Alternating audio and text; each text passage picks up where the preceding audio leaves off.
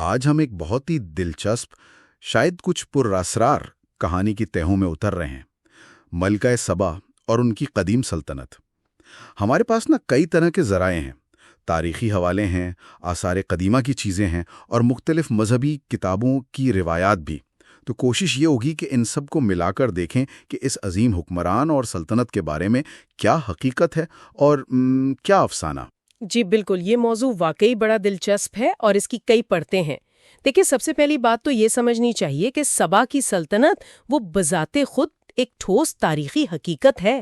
یہ آج کے یمن میں تھی، تقریباً 8ویں صدی قبل مسیح سے لے کر آپ سمجھے 3 صدی عیسوی تک یہ قائم رہی۔ اچھا۔ اور ان کا مرکز تھا مارب شہر۔ مارب، جی، اور یہ سلطنت جو ہے یہ بڑی اہم تھی کیونکہ یہ لوبان اور مرغ جیسی قیمتی چیزوں کی تجارت کے راستوں پر تھی۔ وہی خوشبوئیں جو اس زمانے میں بہت قیمتی ہوتی تھی۔ بالکل، سونے جتنی قیمتی، دواؤں میں، عبادت میں، شاہی محلوں میں استعمال ہوتی تھیں۔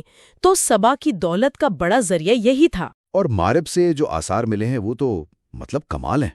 وہ مشہور مارب ڈیم، جی، وہ تو قدیم انجینئرنگ کا ایک شاہکار سمجھا جاتا ہے۔ اور وہ بڑے بڑے مندر، ابام اور بران، جنہیں مورم بلقیس اور تخت بلقیس بھی کہتے ہیں شاید۔ جی ہیں، وہی نام ہے۔ یہ سب چیزیں دکھاتی ہیں کہ وہ سلطنت کتنی خوشحال اور آپ کہیں ترقی یافتہ تھی۔ تو پھر مسئلہ کہاں ہے؟ سب کچھ تو واضح لگتا ہے۔ بالکل، یہیں پر ایک اہم نکتہ آتا ہے۔ دیکھیں، یہ سارے آثار، یہ مندر، یہ ڈیم، یہ سب سبا کی عظیم تہذیب کی گواہی تو دیتے ہیں، لیکن چونکا دینے والی بات یہ ہے کہ وہاں سے جو ہزاروں کی تعداد میں کتبے ملے ہیں ان میں سے کسی ایک میں بھی کسی ملکہ سبا کا نام نہیں ملتا۔ کیا مطلب؟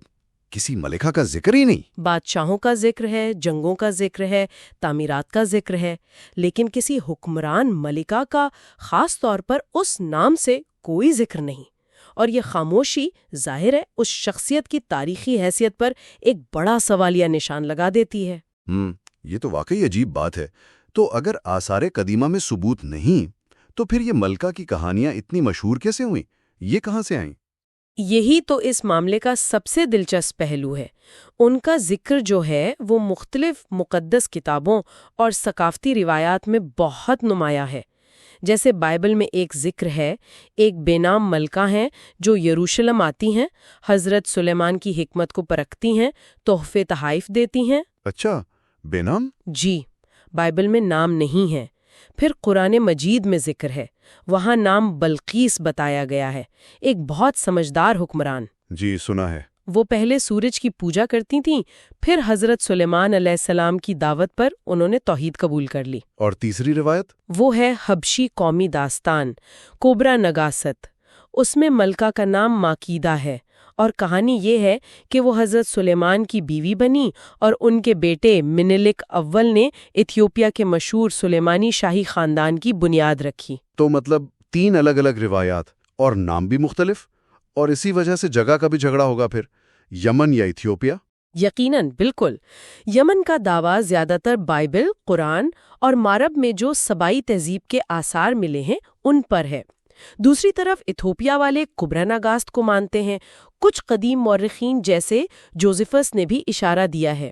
اور ایک اور بات، شمالی ایتھوپیا میں بھی پرانے سبائی کتبے ملے ہیں۔ اس سے لگتا ہے کہ سبائی تہذیب کا اثر بحر احمر کے دونوں طرف تھا۔